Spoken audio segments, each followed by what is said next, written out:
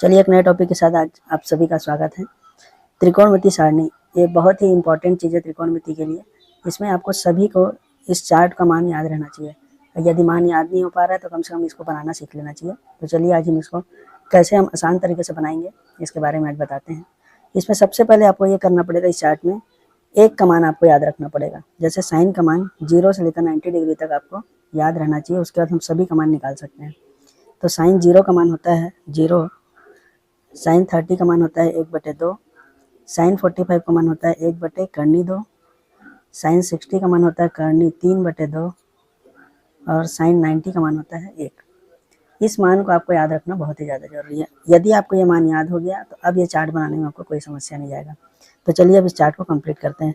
तो जब साइन निकल गया तो कॉस निकालना एकदम ईजी है। तो कॉस को सिर्फ कुछ नहीं करना, रिवाइज कर देना। आपको 90 से 0, 60 को 30 ऐसा लिखते जाना है, तो आपको ये कॉस का मान आ जाएगा। तो चलिए लिखते हैं हम लोग कॉस 0 में क्या आएगा तो 90 वाले का मान आएगा। तो मतलब इसको रिवर्स कर देंगे यहाँ से हम लोग।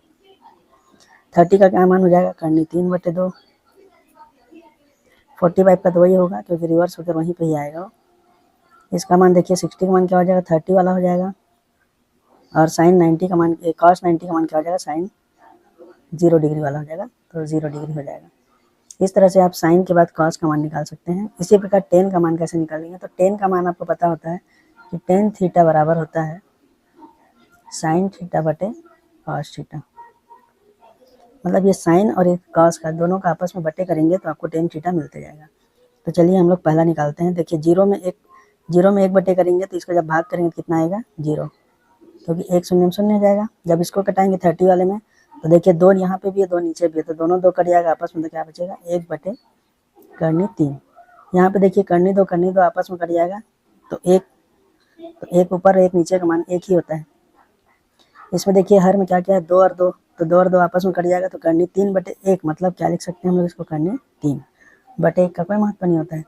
इसी प्रकार देखिए इसमें क्या होगा 1/0। 1/0 में आपको पता है कि जब भी 0 हर में रहेगा तो उसका हमेशा मान होता है इन्फिनिटी। इन्फिनिटी का मतलब होता है अनंत। तो इस प्रकार हम लोग टेन थीटा का मान निकाल लेंगे। जब आपको टेन थीटा का मान निकल गया तो कॉट निकालना बहुत ही आसान है। सेम टू सेम वही काम करना है, इसको रिवर्स कर देना है।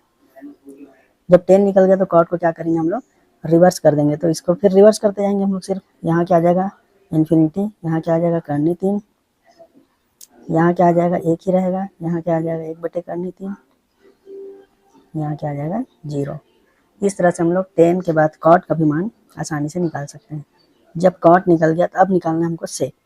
तो जब सेक का मान निकालना है तो आपको पता है सेक क्या होता है, कॉस का उल्टा होता है। तो कॉस का सिर्फ उल्टा करते जाना, हमको अपोजिट करते जाएंगे तो हमको सेक का मान मिलते जाएगा। तो चलिए अपोजिट कर लेते हैं। एक को उल्टा करेंगे तो 1/1 मतलब 1 ही आएगा। इसको उल्टा कर दीजिए मतलब हर ऊपर चल देगा, अंश नीचे आ जाएगा। तो क्या आ जाएगा यहाँ पे 2